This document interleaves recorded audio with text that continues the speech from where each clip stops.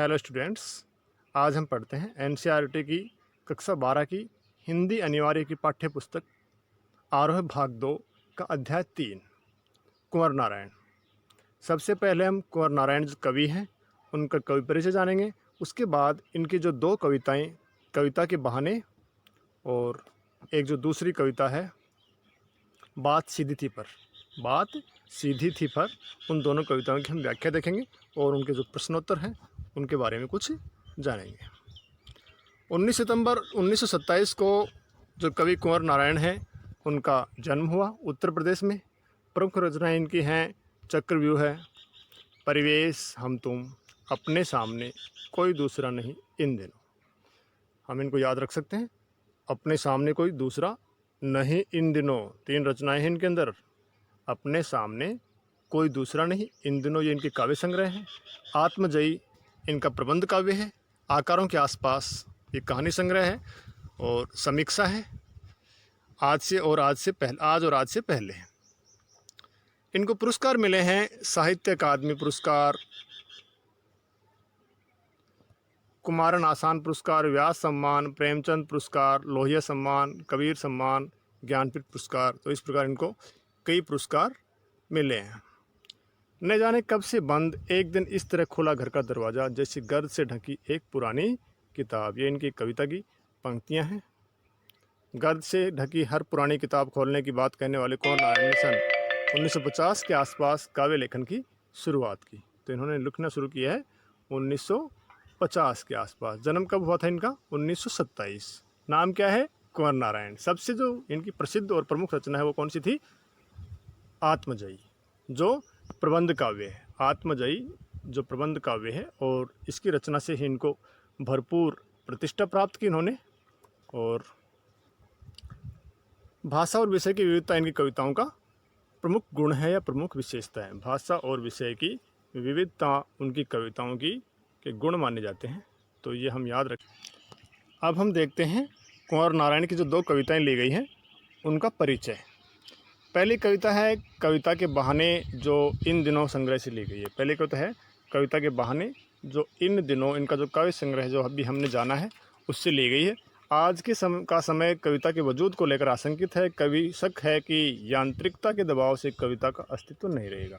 यांत्रिकता के दबाव से कविता का अस्तित्व नहीं रहेगा। ऐसे में यह कविता की अपार संभावनाओं को टटोलने का एक अवसर देती है। कविता के बहाने यह एक यात्रा है, चिड़िया, फूल से लेकर बच्चे तक की है, जो हम इस कविता की व्याख्या के अंदर अपन जानेंगे। दूसरी कविता है बात सीधी थी पर, जो कोई दूसरा संग्रह से ली गई है, जो कोई दूसरा नहीं। दूसरी कविता है बात सीधी थी पर, जो कोई दूसरा नहीं संग्रह से ली गई है। कविता में कथ्य और माध्यम के द्वंद्व उकेरते हुए भाषा की सहजता की बात की गई है। हर बात के लिए कुछ खास शब्द नियत होते हैं, ठीक वैसे ही जैसे हर पेंच के लिए एक निश्चित खांचा होता है। आज तक जिन शब्दों को हम एक दूसरे के पर्याय के रूप में जानते रहे हैं, उन सब के भी विशेष अपने अर्थ होते हैं। तो वो सहज भाषा होनी चाहिए जो पाठक और जो श्रोता है उसको आसानी से समझ आ सके। भाषा को उलझाना नहीं चाहिए कि जो पाठक या श्रोता है वो उस बात का या जो उसमें कथ्य है, जो भाव है, उसको समझ ही नहीं पाए। ऐसी भाषा किसी काम की नहीं है। ये हमें इस कविता में जानने को मिलेगा।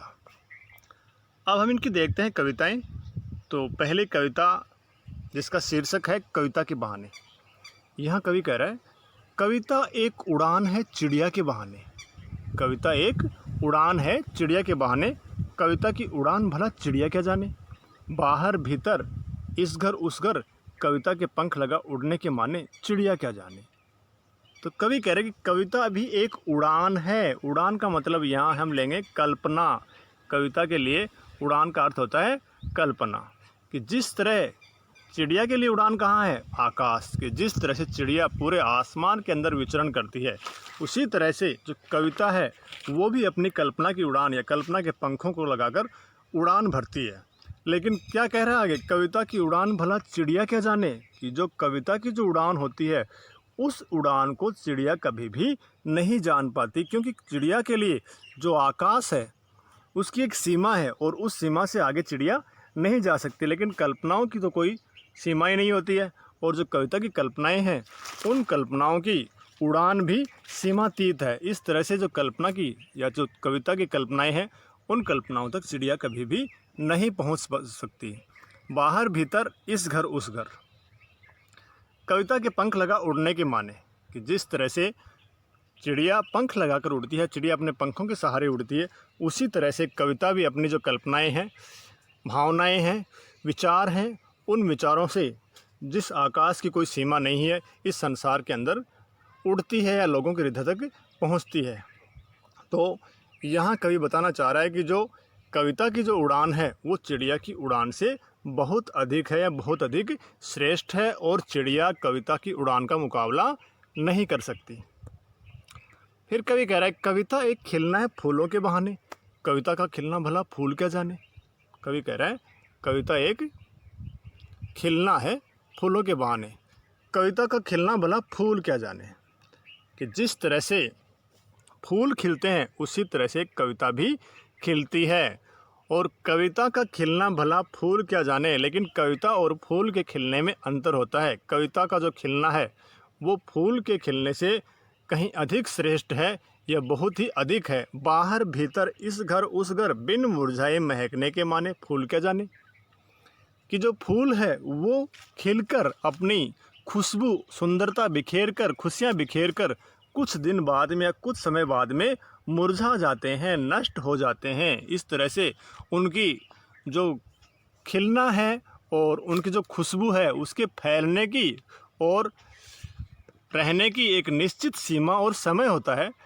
लेकिन जो कविता है उसकी कोई निश्चित सीमा और समय नहीं है। कविता एक खिलना है, कि कविता जब खिलती है, जब एक हृदय से, कवि के हृदय से कविता निकलती है तो पता नहीं कितने एक हृदयों को वो आनंद प्रदान करती है, और उसकी कोई सीमा नहीं है। क्योंकि जो कविता है वो कवि की लेखनी से निकलकर और अमर हो जाती है और सबके हृदय में आनंद पैदा करती है। जिस तरह से हर हृदय में कविता आनंद पैदा करती है और उसके लिए कोई समय सीमा नहीं है, इस तरह का फूल नहीं हो सकता या फूल इसकी तुलना समानता नहीं कर सकता। तो इस तरह से कह रहा है कविता एक खेल है बच्चों के बहाने। बाहर भीतर यह घर वह घर सब घर एक कर देने के माने बच्चा ही जाने, कि कविता क्या है, एक खेल की तरह है। पहले कवि ने कहा कविता क्या है, एक उड़ान की तरह है। फिर कवि कहता है कविता एक खिलना है, और फिर तीसरी बार कविता है कविता एक खेल है। शुरू में कवि कहता है कि कविता एक उड़ान है चिड़िया की तरह, फिर कहता है कविता एक फूल है, एक खिलती है फूलों की तरह, और अब कवि कह रहा है कविता एक खेल है। किसके खेल की तरह से, बच्चों के बहाने, बच्चों के खेल की तरह से, कि जिस तरह से बच्चे खेलते हैं उसी तरह से चिड़िया जो कविता है वो भी अपने शब्दों के माध्यम से खेलती है सबके हृदय के अंदर। बाहर भीतर यह घर वह घर सब घर एक कर देने के माने बच्चा ही जाने। कवि कह रहा है कि जो बालक होता है, बच्चा होता है, वो खेलता है और सबके हृदय का प्यारा होता है। बाहर भीतर उसके लिए कोई सीमा नहीं है, घर के बाहर भी और घर के बाहर भी उसके लिए कोई अपने पराये का भेद नहीं है। सब घर उसके लिए समान है, सभी लोगों से वो समान रूप से प्रेम करता है और सभी लोग भी उससे प्रेम करते हैं या उससे आनंदित होते हैं। उसकी जो हरकतें हैं, खेल है, उसको देखकर प्रसन्न होते हैं। और बच्चे की जो खेल है उसकी कोई सीमा नहीं हो, किसी भी चीज़ से या किसी भी वस्तु को अपना खेल बना सकता है। ठीक उसी प्रकार से कविता भी जो शब्दों का एक खेल है और हर हृदय को आनंद प्रदान करता है, उसकी कोई सीमा या समय सीमा नहीं होती है। तो इस तरह से बच्चों का जो खेल है उसी खेल से हम कविता की तुलना कर सकते हैं, अर्थात बच्चों का खेल ही कविता के खेल की बराबरी कर सकता है, क्योंकि दोनों ही सबके हृदय में आनंद पैदा करते हैं, आनंद प्रदान करते हैं।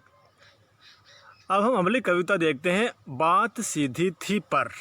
यहाँ कवि कह रहा है कि बात तो बहुत सीधी थी लेकिन उसको उलझा दिया गया भाषा के माध्यम से, या जो शब्द हैं उन शब्दों के जाल में जब बात को उलझा दिया गया तो वो बात अपने जहाँ जो अर्थ प्रकट करने चाहिए थे बात को, वो अपने अर्थ बात नहीं दे पाई। यही हम इस कविता के अंदर जानेंगे।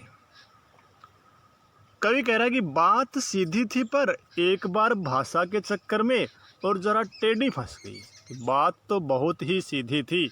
कवि कहता है कि मैं अपने कोई जो विचार थे, अपनी जो कोई भावनाएं थी, अपनी कोई बात थी, उस बात को व्यक्त करने के लिए भाषा को माध्यम बना रहा था। लेकिन बात क्या हुई, भाषा के चक्कर में ही फंस गई कि मैं कोई अच्छी भाषा या बहुत ही अच्छे सुंदर शब्दों के फेर में ऐसा फंसा कि जो बात है वो ही सही प्रकार से व्यक्त नहीं हो पाई और भाषा के चक्कर में फंस गई, अर्थात उलझ गई कि भाषा को अच्छे शब्दों में व्यक्त करने के चक्कर में मैंने बात को भाषा में ही उलझा दिया और बात अपनी जो कथ्य है, भाव है, उनको प्रकट करने में अब असमर्थ हो गई।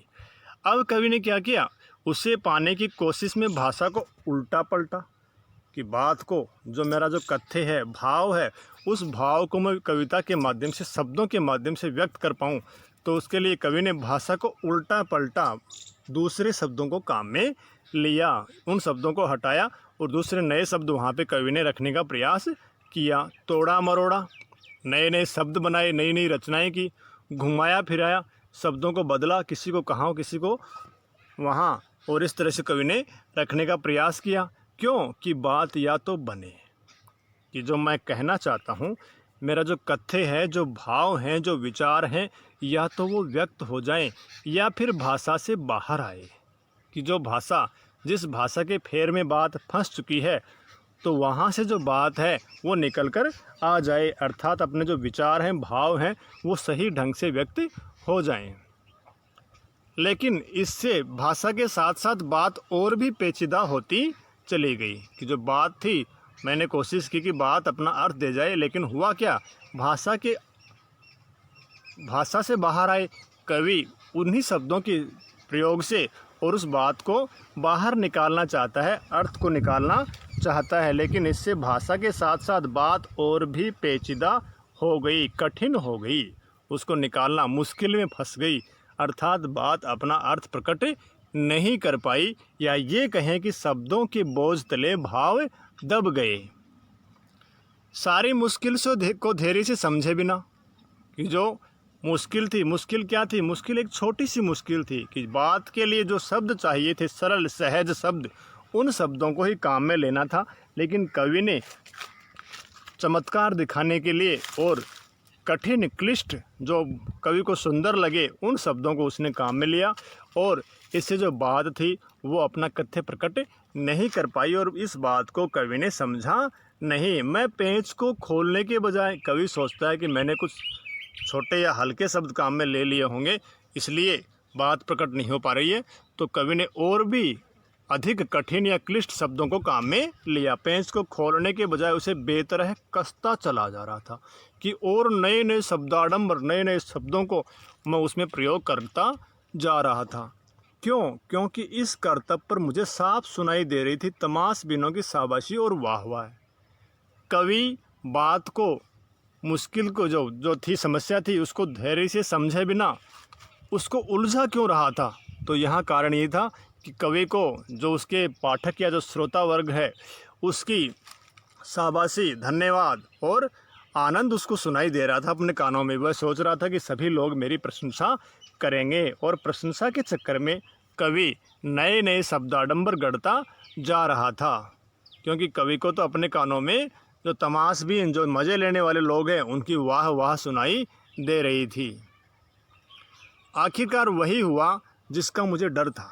कवि कह रहा है, आखिरकार वही हुआ जिसका मुझे डर था। क्या डर था कवि को? जोर ज़बरदस्ती से बात की चूड़ी मर गई और वह भाषा में बेकार घूमने लगी कि मुझे पहले से डर था कि हो सकता है जो मेरी जो कविता है या जो मैं बात कहना चाह रहा हूँ, तो वो मैं सही ढंग से प्रकट नहीं कर पाऊँ, और जो सोच रहा था वही कवि के साथ में हुआ, क्योंकि कवि ने अधिक शब्दाडंबर करके और बात का जो महत्व था, भाव था, उसी को नष्ट कर दिया। जोर ज़बरदस्ती से बात की चूड़ी मर गई। जिस तरह से किसी कील की जो पेच जो है उसकी चूड़ी मर जाती है, उसी तरह से कवि की जो बात थी, तो भाषा के शब्दों में वो ऐसी उलझी कि वो सही तरीके से अपने भाव प्रकट नहीं कर पाई और बात महत्वहीन हो गई। यहाँ बात की चूड़ी मर गई से हम मतलब लेंगे भाषा में बात महत्वहीन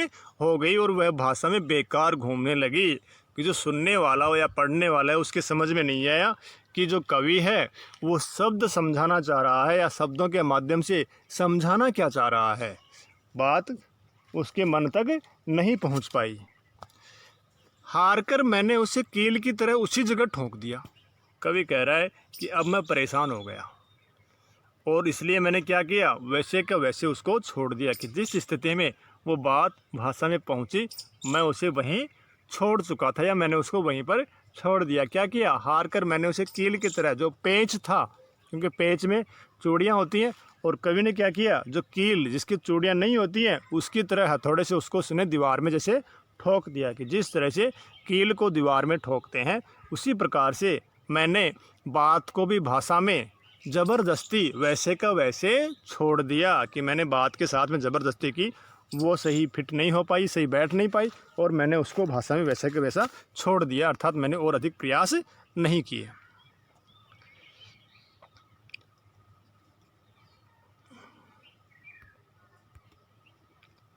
हाँ, ऊपर से ठीक ठाक पर अंदर से न तो उसमें कसाव था न ताकत। कवि कह रहा है कि अब जो बात थी उसमें कील की तरह से ठोकने के कारण न तो उसमें कसाव था और न ताकत, कि जिस तरह से पेच की या जो चूड़ियों वाला जो पेच होता है उस पेच को कील की तरह अगर दीवार में ठोक देंगे तो उसमें न तो कसाव रहेगा न ताकत और वो हाथ के सहारे से यूँ ही बाहर निकल जाएगा। तो उसी तरह से हुआ कि जो भाषा के अंदर जो बात थी वो यूँ ही घूम रही थी, न तो जो कविता थी, जो कविता बनी उसमें कोई कसावट थी और न ही कोई उसमें ताकत, अर्थात अब उसको अपने जो भाव थे उनको व्यक्त करने की सामर्थ्य कविता के अंदर या भाषा के अंदर नहीं रही। बात ने जो एक शरारती बच्चे की तरह मुझसे खेल रही थी, मुझे पसीना पहुँचते देखकर पूछा, क्या तुमने भाषा को सहूलियत से बरतना कभी नहीं सीखा? कि क्या तुमने जो भाषा है उसको सहूलियत से बरतना कभी भी नहीं सीखा, अर्थात शब्दों के प्रयोग के बारे में क्या आप जान नहीं पाए कि आप कवि हैं? बात ने जो एक शरारती बच्चे की तरह, तो जो बात थी, भाव थे काव्य के, ये कविता के दो पक्ष होते हैं। कौन कौन से? भाव पक्ष और कला पक्ष। भाव पक्ष के अंदर आते हैं जो विचार होते हैं, जो उसका मूल कथ्य होता है, मूल कहानी होती है, वो आता है कविता में भाव पक्ष में। और कला पक्ष में आते हैं भाषा, शब्द, अलंकार, छंद वगैरह। या ये कहें कि जो भाषा होती है वो काव्य, या जो कला पक्ष होता है वो कविता का शरीर होता है, और जो भाव पक्ष होता है वो कविता की आत्मा होती है।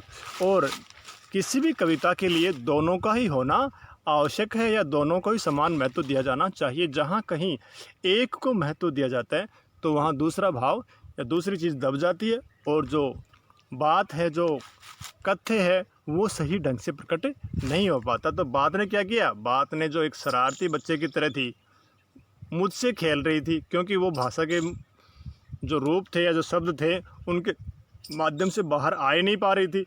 मुझे पसीना पहुँचते देखकर पूछा कि मैं ऐसा करते करते परेशान हो गया, दुखी हो गया, थक गया। तो क्या पूछा, क्या तुमने भाषा को सहूलियत से बरतना कभी नहीं सीखा, कि भाषा को सही तरीके से कैसे काम में लिया जाता है, शब्दों को, किस शब्द को कहाँ काम में लेना चाहिए, क्या आपने ये कभी भी नहीं सीखा? आपने भाषा को या शब्दों को यूँ ही तोड़ने मरोड़ने का जो कार्य किया है, तो उससे ऐसा लगता है कि आप भाषा को सही तरीके से प्रयोग में करना नहीं जानते। कविता के साथ इस कविता के बहाने बताएं कि सब घर एक कर देने की माने क्या है, कि सभी लोगों को समान भाव से देखना। उड़ने और खिलने से कविता से क्या संबंध बनता है, कि कविता भी क्या होती है, जिस तरह से जो पक्षी होते हैं या चिड़िया होती है वो आसमान में उड़ान भरती है, उसी तरह से कविता जो होती है वो भी कल्पनाओं की उड़ान भरती है। क्योंकि कहा जाता है जहाँ न पहुँचे रवि वहाँ पहुँचे कवि। तो कविता की जो उड़ान है, कल्पनाएं हैं, उनकी कोई सीमा नहीं होती। कि कविता की जो उड़ान है वो क्या होती है, उसकी कल्पनाएं होती हैं। खिलने कि सबके हृदय में आनंद प्रदान करने, कि जिस तरह से फूल खिलते हैं और सबको प्रसन्नता प्रदान करते हैं, उसी तरह से काव्य भी सबके हृदय में जाकर और सबको आनंद प्रदान करता है, खुशी प्रकट करता है या सबके हृदय में खुशियाँ पैदा करता है। कविता और बच्चे को समानांतर रखने के क्या कारण हो सकते हैं? क्योंकि जो बच्चा होता है वो भी अपने खेल से नए नए जो खेल रचता है, और उसके जो खेल हैं उनकी कोई सीमा नहीं है। वो किसी भी चीज़ को, किसी भी वस्तु से खेल सकता है या हर किसी को अपना खेल बना सकता है। एक दूसरा, जो बालक होते हैं, बच्चे होते हैं, सबके हृदय में आनंद पैदा करते हैं। उसी तरह से जो कविता होती है, तो कविता की जो कल्पनाएं होती हैं उसकी कोई सीमा नहीं होती, और जो सबके हृदय में आनंद प्रदान करती है कविता, तो उसकी भी कोई सीमा नहीं होती।